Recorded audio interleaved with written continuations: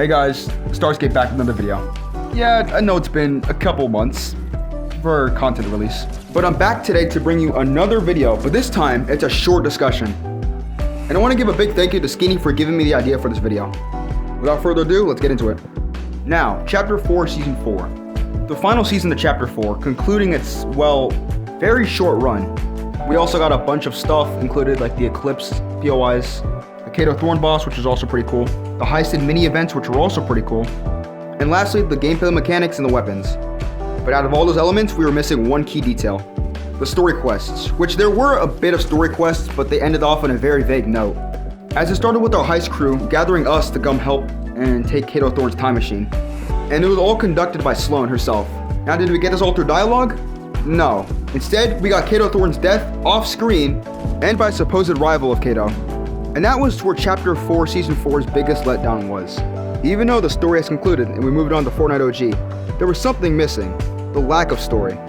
Everything else was perfect: the gameplay mechanics, the POIs were pretty balanced, and the loophole. But the fact that half the story was in-game quests that we had to learn through dialogue left a sour taste in most of the creators' mouths. Now, what would I have done to fix it? I would have at least had more audio logs to go with it. Some of the new characters needed voice lines because almost all of them talked through in-game quests. And this is why Chapter 4 Season 2 did it perfectly. The Peace Syndicate quests that had voice logs and audio logs managed to keep the players intrigued and keep the story fresh and interesting. Also, one other thing I want to mention: Fortnite Mayor's pretty decent, nothing bad about it. Now, why am I making this short discussion? To shed some light on Chapter 4 Season 4. A lot of people oftentimes harp down on it when there was clearly a missing narrative here. Kato's time machine led to one of the biggest moments in Fortnite history.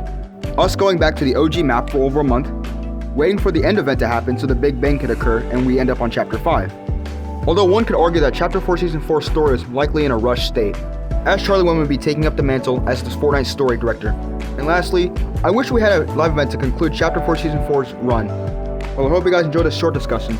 It's my first one, so tell me how I did. And with that out of the way, I'll catch you guys on the flip side. Starscape out.